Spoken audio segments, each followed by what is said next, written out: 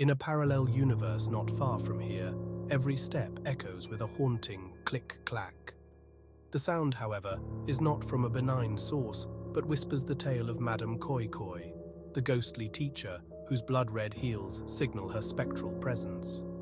Her legend treads softly but ominously through the corridors of many Nigerian schools, where the darkness gathers and whispers are abundant. This is not merely a ghost story, it is a narrative interwoven with the fabric of our fears, our culture, and the unspoken teachings of our ancestors. Madame Koi Koi, in her eerie elegance, walks the fine line between the seen and the unseen, the known and the mysterious, articulating the unvoiced anxieties of a society. As with many tales passed through the hallowed halls of oral tradition, the story of Madame Koi Koi varies slightly depending on who you ask, yet the core of this enigmatic phantom remains strikingly consistent. She was once, as the legend asserts, a teacher as beautiful as she was stern, cloaked always in her trademark red heels. Her untimely demise, underlined by a tragic school incident, left her spirit to wander, perpetually trapped within the realm of educational institutions, seeking closure or exacting ethereal vengeance. The unsettling click-clack of her heels became the signature of pending doom, or an admonition, perhaps lingering in the ears of misbehaving pupils. This spectral reminder penetrates the night, seeping through dreams and veiling classroom corners in a shroud of dread.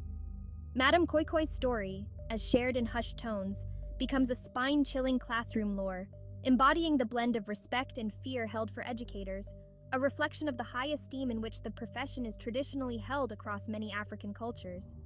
In the dead of the night, when silence speaks loudly, and the dark corners of aged classrooms dance with shadows, her presence is felt. It is here, in this immersive tenebrosity, that Madame Koi Koi transforms from a mere narrative into a palpable experience of the cultural psyche. Folklore, especially that of the spectral variety, serves multiple purposes in society. It operates not only as entertainment, but also as a sophisticated mechanism for cultural transmission and moral instruction. In the haunting steps of Madame Koi Koi, we find an array of societal values and fears distilled into a singular poignant cautionary tale. The ghost story serves as a societal mold, shaping behaviors and forging communal bonds through shared fears and collective caution.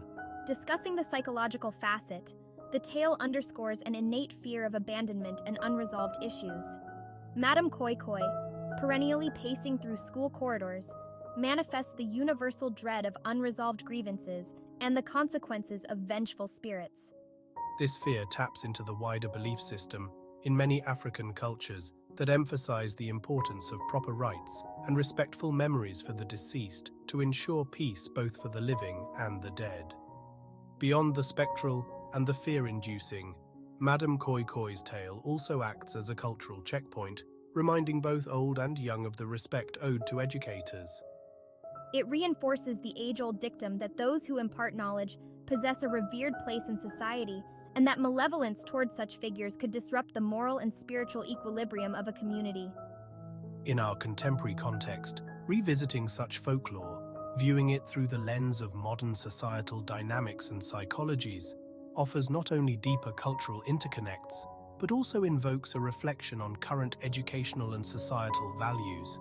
It prompts us to ask, what modern ghost do we create with our actions and societal structures, and how do they haunt our collective conscience?